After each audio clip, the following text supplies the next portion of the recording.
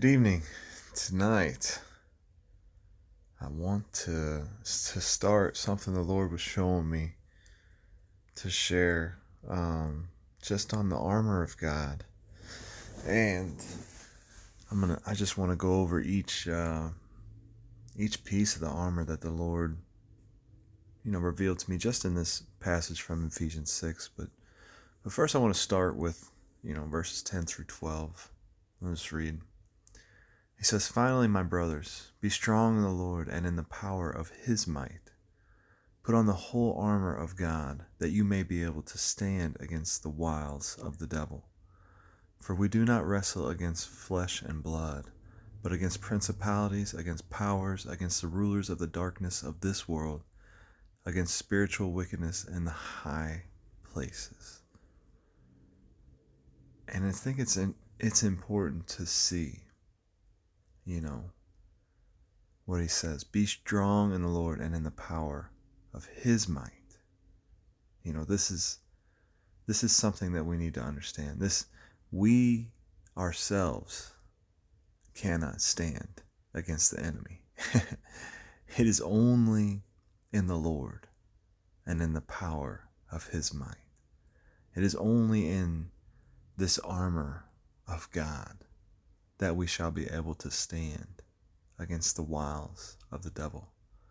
It's nothing that we can do ourselves. We ourselves, without God's armor, are like a turtle without a shell. We're just completely exposed, susceptible to harm. We're like a snail outside of the shell. Like we have zero protection, and anything that comes our way will bring harm. So but it's important, to understand verse 12, to go on. For we do not wrestle against flesh and blood, but against principalities, against powers, against rulers of darkness of this world, against spiritual wickedness in high places. Like,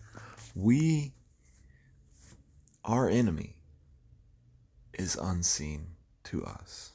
Even though we might see him manifest through different people, but we don't stand a chance, right? Our enemy is hidden. We can't see it.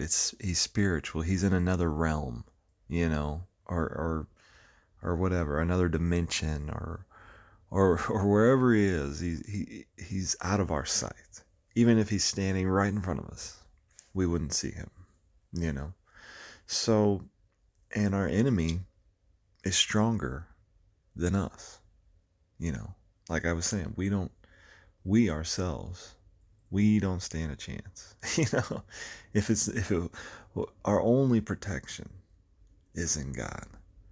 So first and foremost, when we talk about the armor of God, we need to understand that without this armor, we are hopeless. You know what I mean? Without this armor of God and God's protection, we are hopeless. But it is something that we ourselves have to put on. And we'll talk about this more. But it's something that God gives us, to put on, to stand against the enemy. And he explains it to us. But we have an enemy. We need to believe that we have an enemy. We need to understand that we have an enemy. And we need to understand that that enemy is seeking to destroy us. And without God's armor, we will be just taken by him. And he's just going to make our lives miserable. So let's learn how to put on the armor of God this week. Amen.